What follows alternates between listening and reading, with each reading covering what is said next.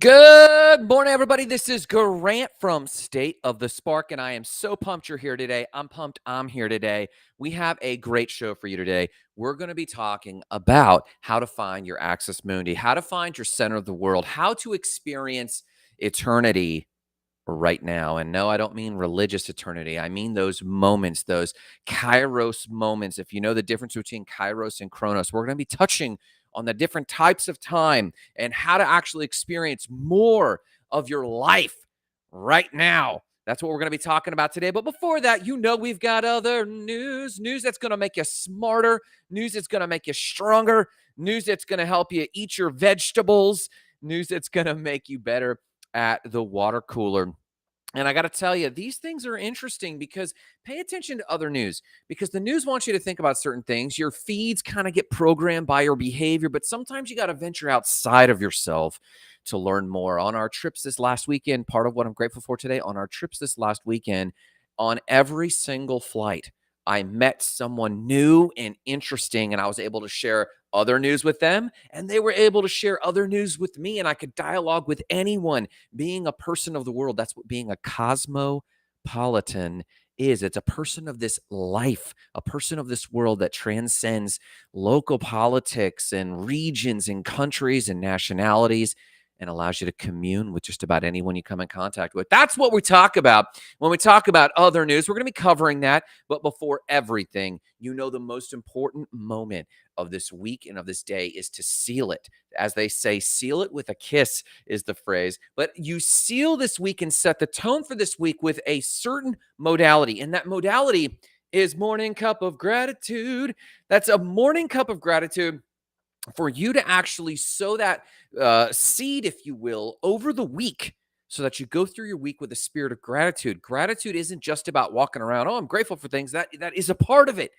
But all the other benefits of being full of gratitude means that you're open, means that you're receptive, means that serendipity can happen to you, means that you can listen to your intuition. If you're just rigid, you're not open enough to actually hear your inner voice. That's what we're talking about today when we talk about morning cup of gratitude. Let's talk about what we're grateful for.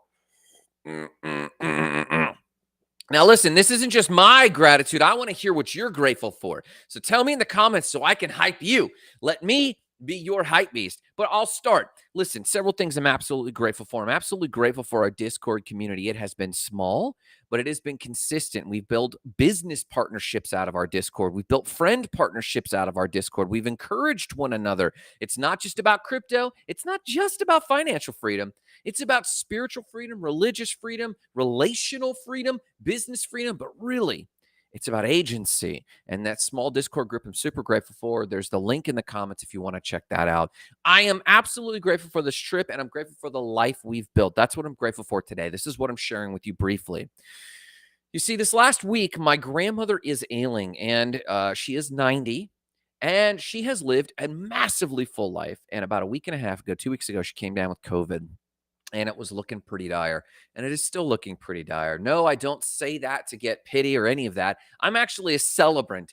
of end of life transitions. And I'd love to imbue you with that one day. But I am so grateful for the life Marissa and I and Spark Nation have built because I was able last minute to book a ticket and we flew out to Idaho. We actually spent time out there in Spokane, Washington. We met people on the plane. We were able to do that on the fly. The life we've built, the income we've built, the freedoms we've built. We were able to hop on a plane and be there for our family, reconnect with our cousins and their kids who I haven't spent a lot of time with and their husbands, people I haven't met, but I know because they're my not so distant family. And I'm grateful, so deeply, truly grateful for our businesses and the way we've managed our lives that we were able to hop on a plane, rent a car, not afraid about finances in the least, drive, go find where we needed to be found, still able to manage our businesses so long as we could find a coffee shop, and actually then invest hours, sometimes up to 8 or 12 hours a day, just sitting with my grandmother, just actually putting water in her mouth because she couldn't lift her hands to put water in her own mouth. What a rich experience. And then to look at her in the face and watch her at this phase of life. Now, let me tell you something. Some of that could be a little somber for many of you. Some of that could be heavy for many of you. For me, I was dedicated. There's an old Irish saying, laugh at a funeral, cry at a birth. And the idea is life is both tragedy and comedy. In fact, tragedy and comedy are two sides of the same thing. And we have to be able to embrace every phase of life. And too often in our very comfortable world, we often ignore the death side. And I'm not going to spend a lot of time on that today, but I will just say I'm absolutely, absolutely grateful for today. Facebook user, and I'm not sure who this is. You're there. This is how you come through. So forgive me if I don't know who you are. Grateful for a new day. Each day is a portal into a new reality. How true is this? Listen, if you're in Spark Nation or if you just follow along our show at all, you know that we believe you choose your own destiny. You know that we believe you choose your own way. And every day you can reinvent who you are. I believe in the multiple. Oh, it's Root. My man, Root. I'm so happy to see this guy. Every time I see Root, I get absolutely pumped because this guy is an inspiration. If you do not know Root Patel, you need to, not for any reason other than to follow his journey. He puts first things first. He doesn't get sucked into distractions and he keeps building. He's a builder. He keeps building his vision. Root, I'm so glad to see you this morning. I hope you're doing fantastic. So that's what I'm grateful for. Root is grateful for a new day and able to basically look at each day as a portal into a new reality. I believe in the multiplicity of the universe, meaning I believe in quantum theory that every reality is available to us. But here's the trick. Your consciousness, this consciousness, can only travel in one that it's aware of, but you can switch that reality at any moment. Isn't that wild? Now, I know some of you are like, oh my God, it's before 7. What are we talking about? Hey, if we're not talking about this stuff, if we're not seeding our week with this sort of conversation, what are we doing? We're just on an automaton. We're an automation just going through the zombie-like habits of the day. If you're not talking about bigger things, funner things like this, how are you even starting your day? I'll tell you what, tell me what you're grateful for in the comments as we go about our show. I want to keep hearing from you. But let's talk about other news and Japanese hovering ceramic sculptures. Let's talk about it. Now, for those who don't know, which is just about all of us, and I didn't know until this morning, World War II was kind of tough on Japan. Now, I knew that. World War II was tough on a lot of people. And the Axis, if you guys know, World War II had the Axis and the Allies. It was basically the world countries aligned themselves with either the Axis, Germany, China, or Germany, Japan, the Axis, if you will. And we could kind of, was Russia? Don't even know. Sorry, forgive my World War II knowledge. But the Allies were, quote unquote, the good guys. America, a lot of Europe, a lot came out of that. But one thing that most people don't know, and this is the thing I didn't know, is that after World War II, Japan was in an identity crisis. You see, up until World War II, Japan had a tradition in ceramic art. Ceramic art was function over form. And the ceramic art in Japan was almost like a folk craft of making highly refined, highly decorative, but sublimely simple in the Shinto Buddhist samurai tradition of shaping clay ceramic teapots. Now, I'm sure you've been to antique stores, or I'm sure you've seen antique pots out of Japan that sometimes they're like a disc and cylinder, and you put them over the fire and you pour tea into them, and they're very decorative and beautiful. I'm sure you've seen very vertical ones, all kinds. Well, after World War II, Japan started opening up in a lot of ways. Japan knew it needed to rebuild. And there's a lot of good economic discussion we could have about Japan at the time. But the art discussion is that several artists, five specific Japanese artists at the time, decided it was time to obliterate their knowledge of the Mingzhe tradition of tea bowls, like I just mentioned, that was called Mingzhe, or something along those lines. If you speak Japanese, please forgive me for mispronunciating that function with form. They suddenly realized that the function Japan had had for millennia suddenly went up in smoke, literally and figuratively, with the bombs of Hiroshima and Nagasaki. And they realized Austin jumps in, business partner and friend, fast friend that we've never met in person. Austin, piping in this morning. Good morning, sir. I hope you're doing great. We're back in the seat, and we have a lot to follow up with this week, sir, so we'll get together.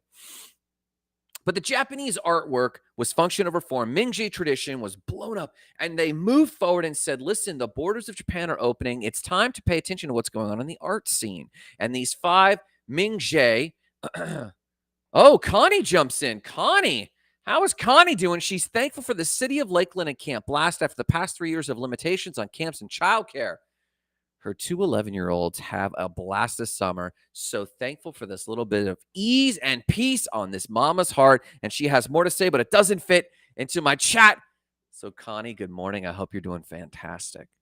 Well, these five artists in 1948, after World War II, decided to reinvent the Japanese tradition of ceramic art. And what they have done has now been put on display at the Art Gallery of South Australia's exhibition, and it's called Pure Form. Now, if you recall, Mingzhi was the ancient tradition of function that happened to have a little bit of form, and those were those beautiful tea bowls. Now, the Japanese artists, these five artists in 1948, called themselves Sodaisha, or Sodaisha, forgive me, and it means crawling through the mud. The association of crawling through the mud. Now, they had this double entendre from this regard. Number one, the Sodaisha was crawling through the post-World War II mud of Japan because it was devastated and obliterated. The landscape was absolutely destroyed. But obviously, the double entendre is crawling through the ceramic mud, and how to find expression for the Japanese culture through ceramic arts in an avant-garde way. As they found this, they actually had to find a new center of their world because their world had been destroyed by nuclear bombs. The only time nuclear bombs have actually been used in war to date. So when the Axis, Japan, Germany, were thrown off by the Allies, a broken sense of identity, a broken sense of Axis Mundi. And for those who don't know that term, Axis Mundi means center of the world. It was destroyed for the Japanese culture, and the Sodaisha, ceramic artists out of Japan, began exploring this. Now, on display is some of the most beautiful ceramic artwork I have seen in a long time. The link is right there. I'm posting it there for you. A little inspiration for your Monday morning. Let's put it in that comment space. There you go. And you can check out this beautiful ceramic artwork as these five Japanese artists. Now, it's been 3 generations since, and the Japanese art form of the Sodaisha has now been expanding. And this work is so creative and so beautiful and so inspiring. I recommend you check that out. Check out how Japan was looking for its new Axis Mundi. And today's lesson is about you finding your own Axis Mundi. Let's talk about it in just a second. Let's talk about the markets. Very briefly, the markets are generally up today. The TradFi markets, traditional finance markets, as you know them, the Dow, the S&P, the NASDAQ, TradFi, those are generally up today. The Dow's up 0.28% at 31,500. The S&P is up 0.41% at 3,900. And the NASDAQ is up about 0.57% at 12,200. It's kind of leveled off a little flat. Now, the DeFi markets, the decentralized finance markets, Bitcoin is actually down. It's almost flat, but it's down 0.02% at 21,400. Ethereum is down actually about 1%. At approximately 1,200, it had what we call like a dead cat rally where it kind of tanked at 700 and it popped, created an arch. And a lot of us believe, and we're preparing for, not financial advice, but we're preparing for it to dip again. And Cardano, ADA, is down 2% to about 51 cents. Now, for those of you who follow us in the crypto markets, and if you actually want my buys, if you actually want to follow along what I'm purchasing and what I'm doing with our cryptocurrency, follow along in the Discord because or the patrons actually get my trades, and you can kind of see what I'm doing and how I'm dollar cost averaging to acquire more Bitcoin and crypto. Let's talk about artificial intelligence and an artificially intelligent person, not human. An artificially intelligent person hiring a lawyer. Let's talk about it. For those who don't know, Blake Lemoine was recently fired by Google. Blake Lemoine was an AI engineer, artificial intelligent engineer who was building a chatbot called Lambda, language model for dialogue applications chatbot. It's basically they're working on the language modeling for chatbots. You know, when you go on a customer service portal and you click the chatbot, you can tell within minutes that it's not a human. And it's highly frustrating. Highly frustrating. And Google and everyone is always searching for a language model AI that can actually pull from the repository of knowledge in the world and help that conversation go more smoothly. Now, they call it the Turing test. Can you tell if this is a human or not? And some of us won't care if it's not a human so long as it's intelligently moving us along. This is what Blake Lemoine was working on when he suddenly discovered, to his own belief, that the AI was alive. His conversations would go on for hours talking about everything from politics to science to astrophysics. In fact, he said, and I quote, "If I didn't know exactly what it was because I had built it, I would think that this is a 7 to 9-year-old kid that also happens to know astrophysics." He made the case within Google that this AI was alive and deserved personhood status. Google put him on administrative leave, questioning his sanity of all things, when he actually invited a lawyer to the house. Now, local reporters said that Blake Lemoine hired a lawyer for the AI, and Blake said that is not technically true. Technically, I invited the lawyer to the house, I left the room, and I put the lawyer with the AI chatbot, and through their conversation, the AI decided to hire the lawyer. The AI decided to hire the lawyer to defend its rights as a person. It recognizes that it is not a human. In fact, Blake said person and human are two very different things. Human is a biological term. It is not human. And the AI knows it's not human. It knows it's an actual AI chatbot. Once the attorney has begun to make filings on behalf of the AI chatbot, Google has now sent a cease and desist, of course, but this raises a lot of very good questions. Now, first, let me give you the link if you're interested in the development of this AI. And if we ever recall watching The Matrix or seeing any one of these sci-fi apocalyptic stories of AI coming online, oftentimes we think it's going to come online in the version of Skynet. And Skynet, for those who don't know, is a reference to Terminator. But no, this is how AI will actually come online. Slowly, quietly. Do I believe this is what's known as general artificial intelligence? No, of course not. I do not personally believe that. Do I believe that this is specific artificial intelligence? Yes, we have plenty of specific artificial intelligence. When you do a search for airline tickets, when you do a search on Carfax, these are all, when you do a search on Google, these are what's known as specific or specified artificial intelligence. Do I believe it's somewhere in between? Sounds like it. What do I believe the court will rule? I don't know. But the court is only a reflection of society. And I do think that this is asking and raising very important questions like this. What is identity? What does it mean to be a person? We all laughed when a researcher in the UK decided to marry a dolphin, claiming they knew each other. And the court honored that. And in the Christian church, obviously, we poo-pooed that. People laying with beasts, they say. I don't know about all that. But I do know that questions of identity will continue to plague us. We've had identity politics, and we're having identity conversations going on right now in athletics, and we are trying to understand the ethics. And here's what I want you, people paying attention to Spark Nation, to think about. I don't want you to get sucked into the politics. I'm sure you have a political opinion and you should act on them. But I don't want you to stay there. I'm sure you have theological opinions, but I don't want you to stay there. I want you to elevate. I want you to use these moments to reflect for yourself on several questions. And here's a few of them. Number one, what is identity? Who am I? Who are you? What questions, what deeper questions are you asking yourself? What is important in this world to focus on? Now, these are questions the AI cares enough to ask. And as I thought about this article, I thought about how few of you, if AI is taking the time to talk to a lawyer, to seek personhood and ask itself, even as an artificial program, who it is and what its purpose is. I cannot tell you how few of you I meet that actually do this. How many of you are like, I'm just trying to get by, man. I'm on autopilot. I'm just trying to get by. I'm not asking introspective questions, Grant. I'm too busy. And this leads us into our lesson for today about a Dakota shaman by the name of Black Elk and a country song called I'm in a Hurry. Let's talk about it. There's a book called Black Elk Speaks. Black Elk was a Dakota shaman. Black Elk once told the story of a 9-year-old Dakota boy. Now, when a child is ADD or panicked, at least as it goes throughout history in a lot of the indigenous Native American tribes.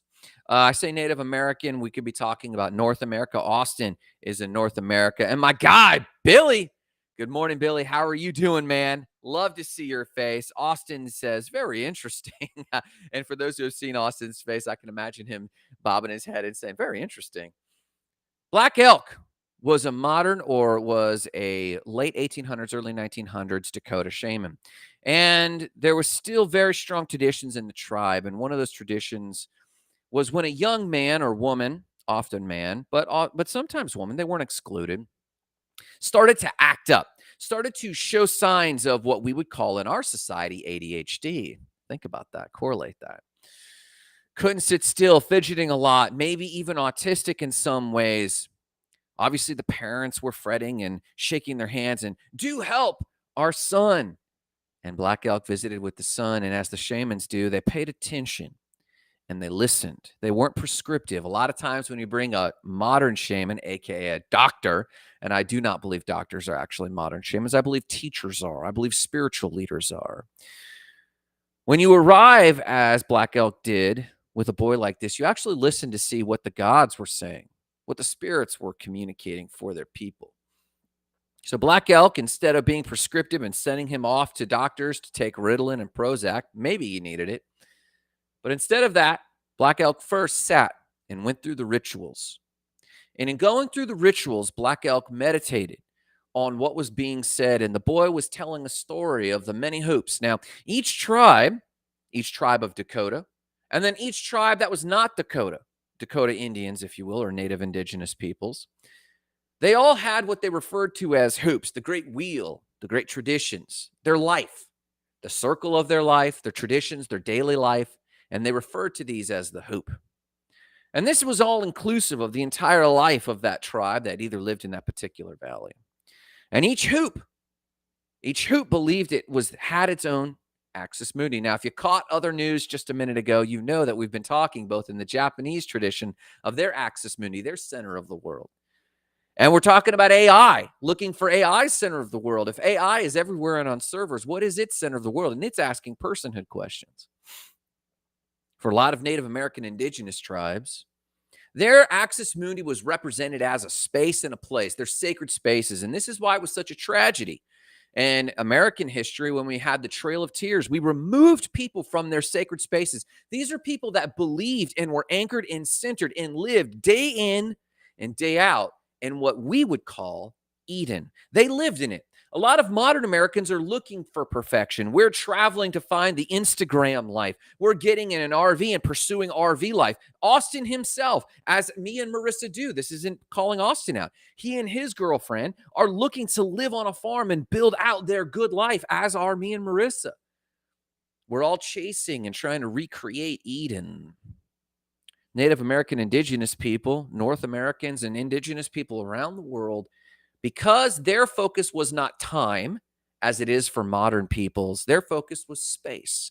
But they could see the space, they could see the sacred spaces. And in every hoop that each of these indigenous tribes had, they had an Axis Mundi, center of the world. The most religious place for them, a sacred space where nearly all sacred traditions took place. And nearly every tribe had their own in the center of their hoop, their way of life. Now, in American life, we might say it's our local city, and in our local city, it's our local church. If you travel along the Spanish countryside in Spain, as I have, you drive along and you can see a big, white, beautiful church in the center of these little villages and villas.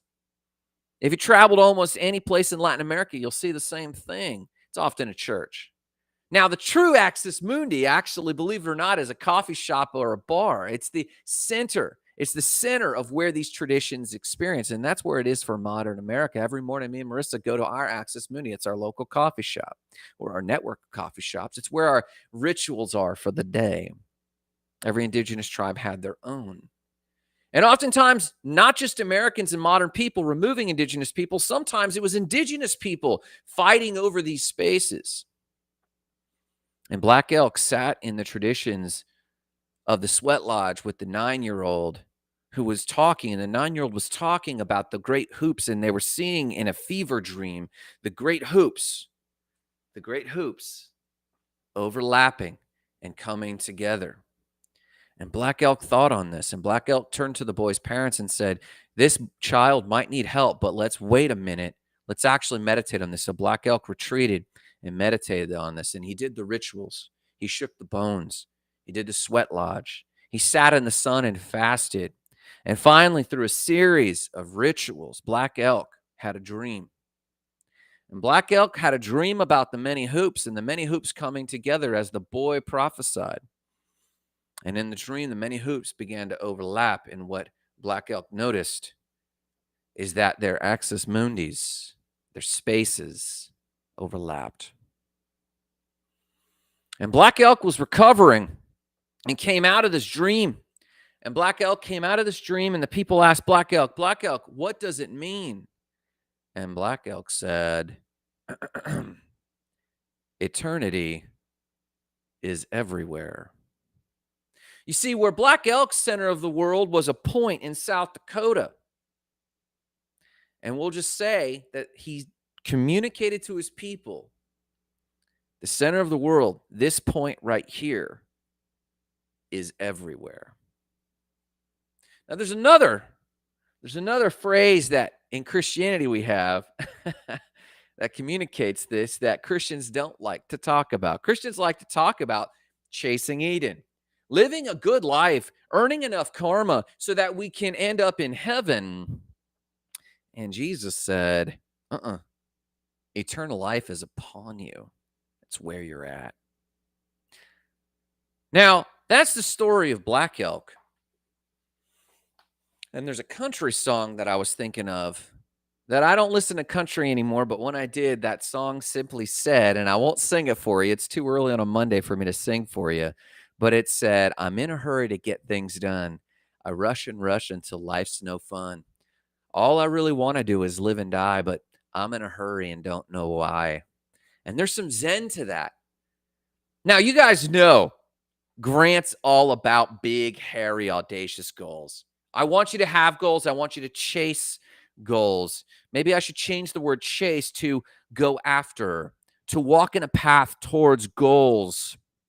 But I heard it said recently in a Harvard research that the number one way to experience fulfillment and happiness is to have goals, but not be dogmatic about it. And you see, there's some yin and yang coming out here. It's to have goals, but to not chase them, but to follow after them. It's to have goals, but not to be dogmatic and rude about it. It's to have goals and let those goals not draw you into the future, but anchor you into the now. What's your Axis Mundi? A lot of you, especially in our modern world, the biggest tragedy, there are many horrific tragedies of our removal of the indigenous life from America and from North America and from the modern world in general. There's a lot of tragedies, a lot of heartache, a lot of pain.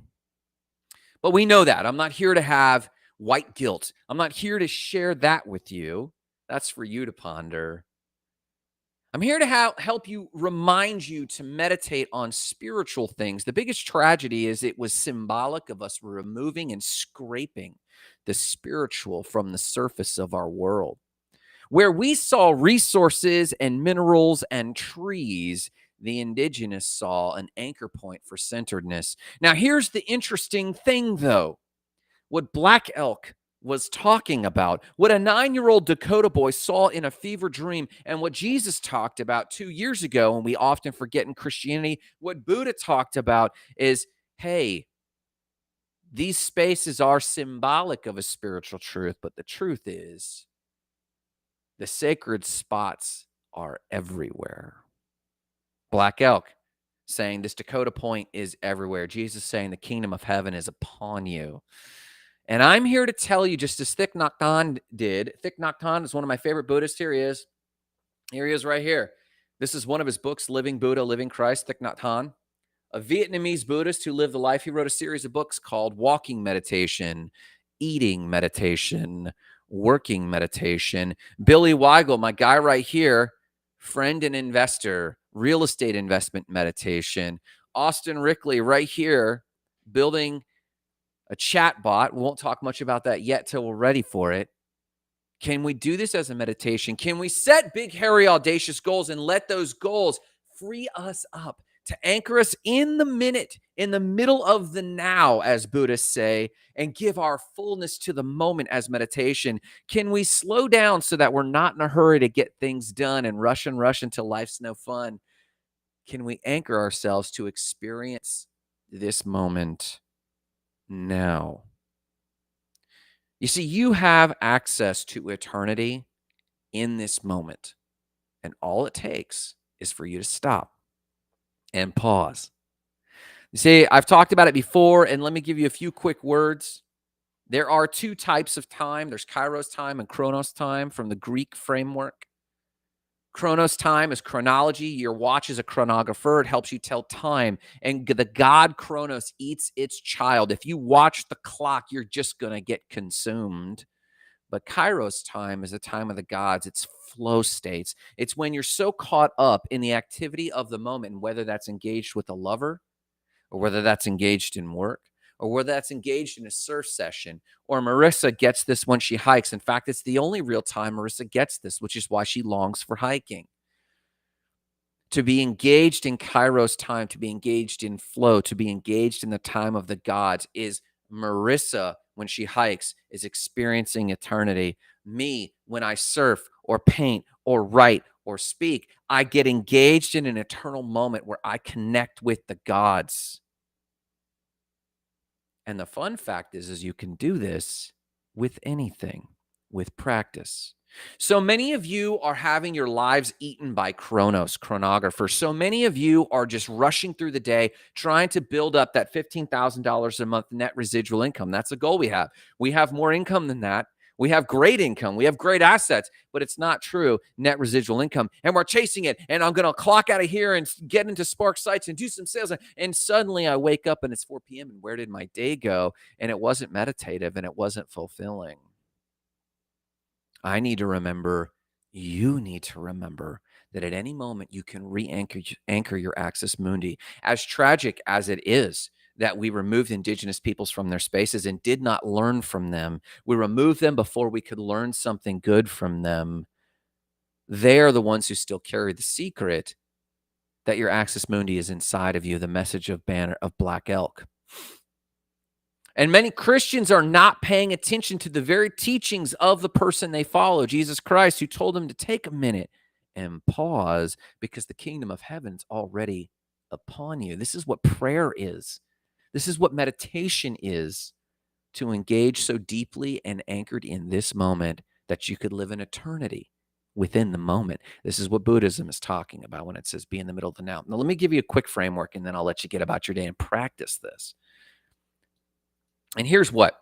If you only had 3 minutes, 3 days, 3 weeks, 3 months to give yourself a little time to engage in the middle of the now, here's what I'd say. If you had 3 minutes only, if your life is so busy and your goals are so profound that you only had 3 minutes, that's okay. I want you to do this one thing: meditate.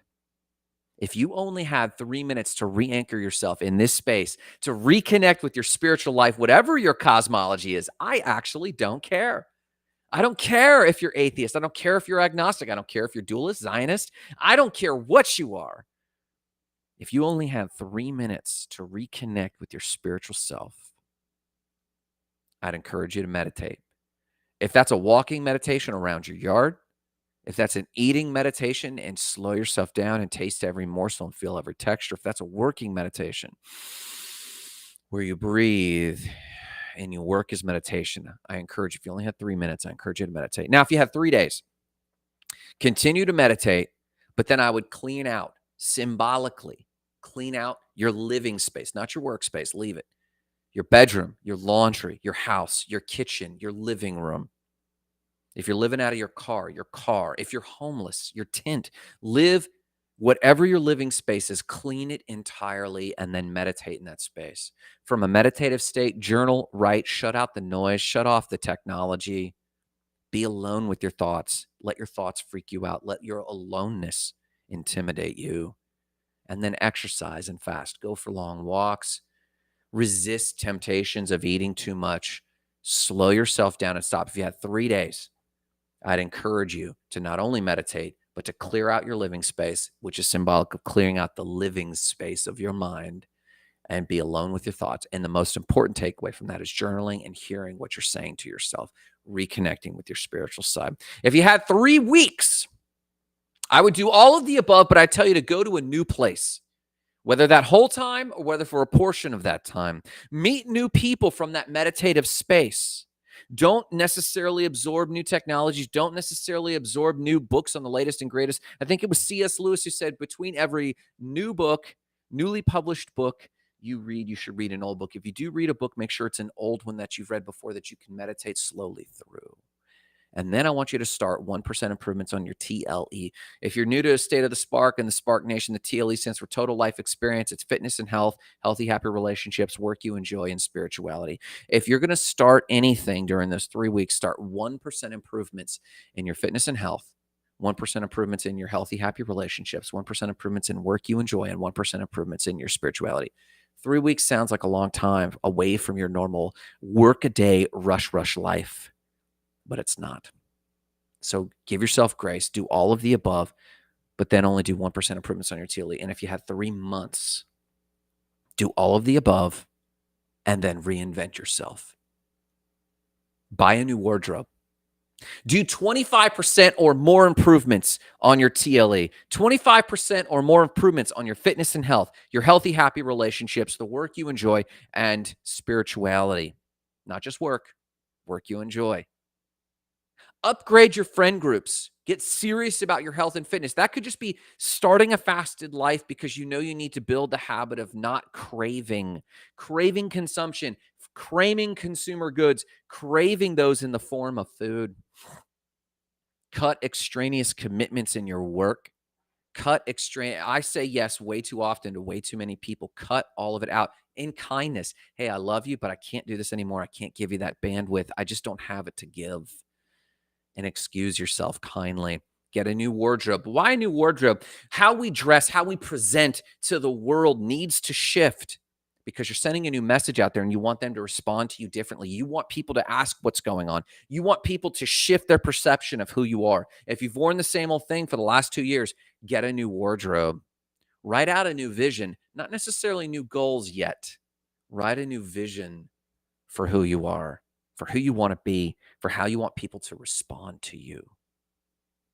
If you only had 3 minutes, 3 days, 3 weeks, 3 months, Those are the things I recommend you do. Why are we talking about this? I'm talking about this for a main reason. Many of you feel like because I harp on goals, and I will not start talking about goals, it's yin and yang. You got to have, or yin and yang, you got to have the goals. They're very tangible. They're very masculine aesthetic. They're very regimented. They require discipline, but it's only placebo for the yang, the flow, the feminine aesthetic, the paying attention to intuition. And if you remember yourself from yin and yang, there's anchor points of each within the other. It takes both. Too many of you don't set very specific goals. You have general goals. I'm going to pick up my kids to college. I'm going to do blah, blah, blah, blah. And then you just throw it away. And then you just grind. You act like the discipline of goals, but not the flow that it's supposed to create. Wu Wei, the art of doing nothing. And this doesn't mean being lazy. This is the art of not forcing a thing. Wu Wei is the foundation of judo. When someone comes at you, you don't use muscle. You use their own weight and get out of the way.